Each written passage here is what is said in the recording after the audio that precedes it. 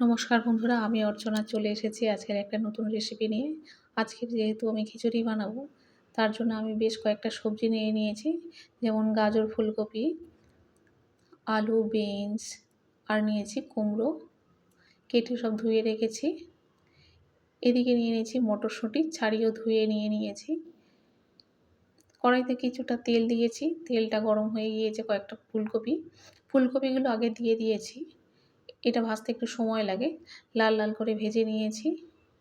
ফুলকপি ভাজা করে তুলে নেওয়ার পরে বাকি সবজিগুলো এর মধ্যে দিয়ে দিলাম। এটাও ভালো করে ভেজে নিতে হবে।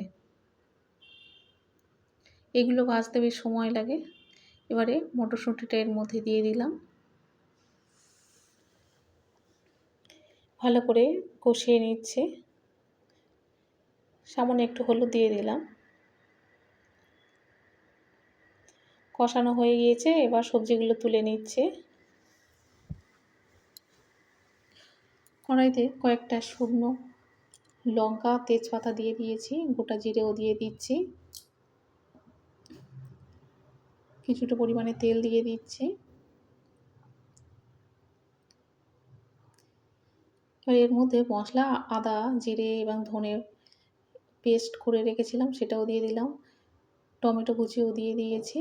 দিয়ে মশলাটা কষিয়ে নিচ্ছি। এর মধ্যে দিয়ে দিলাম নুন আর হলুদ আর শুকনো লঙ্কার গুঁড়ো। এর মধ্যে দিয়ে মশলাটা করে নিচ্ছি।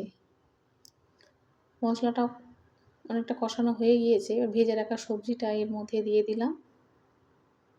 আরও একটু ভালো করে কষিয়ে নিতে হবে। কষানো হয়ে গিয়েছে। এবারে হাঁড়িতে জল অনেকটা গরম হয়ে গিয়েছে। বাসমতি চাল নিয়ে নিয়েছি খিচুড়ি বানানোর জন্য।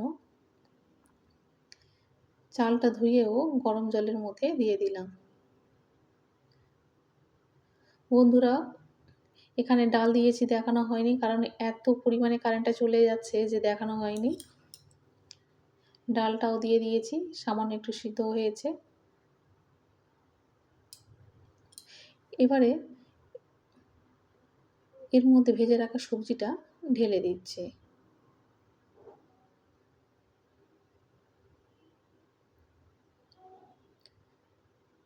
সবজিটা দিয়ে দিয়েছি, কেন অনেকক্ষণ একটু ফুটবে, খুব ভালো একটা সিদ্ধ হয়নি।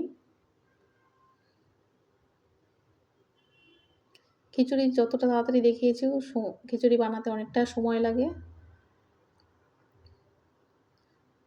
এর মধ্যে 4টে কাঁচা লঙ্কা দিয়ে দিলাম, একটু চেলা করে দিয়েছি।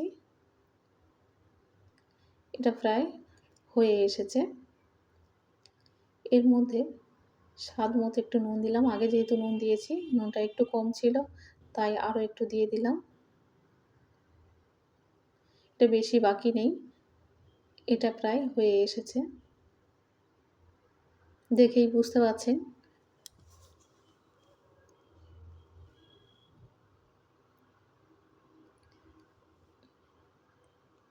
এবারে এর মধ্যে দেব, যেহেতু খিচুড়িটা হয়ে এসেছে, এর মধ্যে দিয়ে দিচ্ছি সামান্য একটু গরম মশলা আর দেব অর্ধেক চামচ ঘি। যেহেতু খিচুড়ির মধ্যে একটু ঘি না দিলে ঠিক ভালো লাগে না, খিচুড়ির স্বাদটা ঠিক পাওয়া যায় না, তাই ঘি একটু দিয়ে দিয়েছি।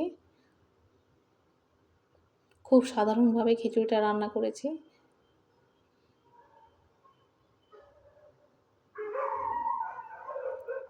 খিচুড়িটা হয়ে গিয়েছে, একটু পাতলা রেখেছি।